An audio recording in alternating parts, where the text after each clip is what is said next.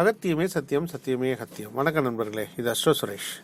தினமொரு ஜோதிட தகவல் பகுதியில் இன்றைக்கி நாம் பார்க்க போகிறது அடுத்தவரை சார்ந்து வாழும் ராசி எது அப்படிங்கிறத பற்றி பார்க்க போகிறோம். அடுத்தது சாஸ்திரம் சம்பந்தமாக ஒரு விஷயம், அதாவது வஸ்திர தானத்தின் சிறப்பு என்ன அப்படிங்கிறத பற்றி நம்ம பார்க்க போகிறோம்.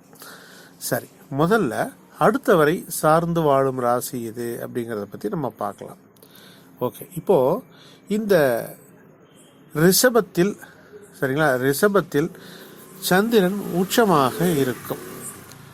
அந்த ரிஷப சந்திரன் பொதுவாக பார்த்தீங்க அப்படின்னா ஒளியை சூரியனிடமிருந்து தான் பெறும்.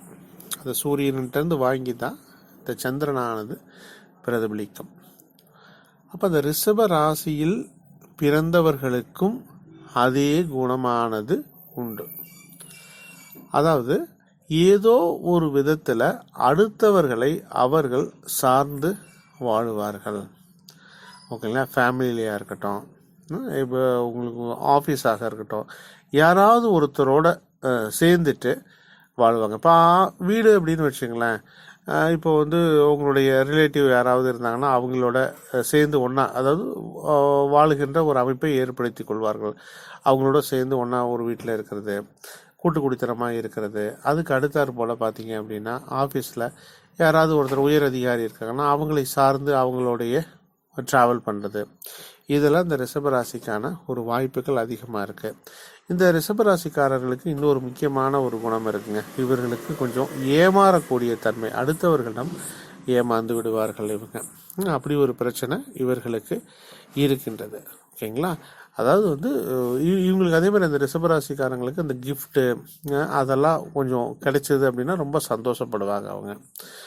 அடுத்ததாக நம்ம பார்க்க இருக்கிறது, இதோட இந்த இதை முடிச்சுக்கலாம். அடுத்தது வந்து பார்த்திங்க அப்படின்னா தானங்களில் ஒரு சிறந்த தானமான வஸ்திர தானம் அப்படிங்கிறது, அதனுடைய சிறப்பு என்ன அப்படிங்கிறத பார்க்கலாங்க.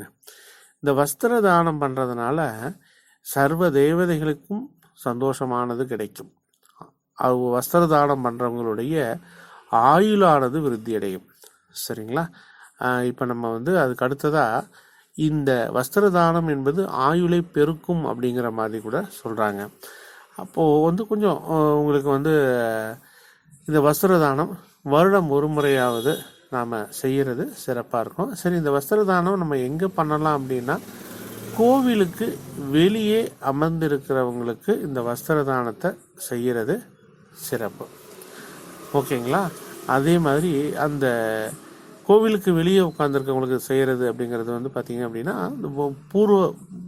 ஒரு பூர்வ ஜென்ம ஒரு பந்தமானது அங்கே இருக்கும். விட்ட குறை தொட்ட குறையெல்லாம் போகிறதுக்கான ஒரு வாய்ப்புகள் அந்த இடத்துல உங்களுக்கு கிடைக்கிறதுக்கு வாய்ப்பு இருக்குது.